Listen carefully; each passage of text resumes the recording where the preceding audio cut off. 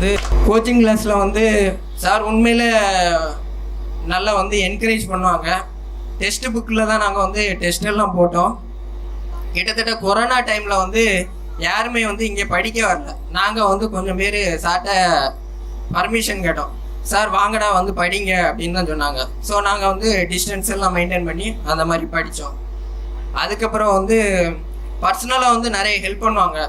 என்னென்னா இப்போது போலீஸ் இப்போ எஸ்ஏ எக்ஸாம் ஆரம்பிச்சிருக்குல்ல, இங்கேயே வந்து நைட் ஸ்டே பண்ணி படிக்கிறவங்க இருக்கிறாங்க. ஸோ நீங்கள் கேளுங்க, சார் வந்து எனக்கு இந்த மாதிரி எக்ஸாம் இருக்குது, ஸோ 3 மாதம் தான் இருக்குது, நான் வந்து ஸ்டே பண்ணி படிக்கிறேன், படிக்கட்டுமா அப்படின்னு கேட்டேன்னா கண்டிப்பாக சார் என்ன சொல்லுவாங்கன்னா, படிங்க, நான் ஹெல்ப் பண்ணுங்க. படிக்க விஷயத்தில் என்ன ஹெல்ப்னாலும் சார் கேட்டால் கண்டிப்பாக பண்ணுவாங்க.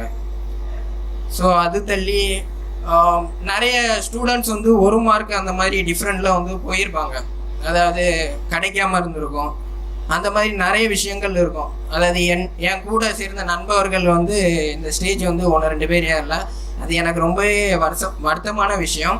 ஸோ அவங்க எல்லாத்துக்குமே வந்து என்னோட இதை வந்து டெடிகேட் பண்ணுறேன். ஸோ நீங்களும் வந்து நாளைக்கு இந்த ஸ்டேஜ் ஏறி வந்து பேசணும்.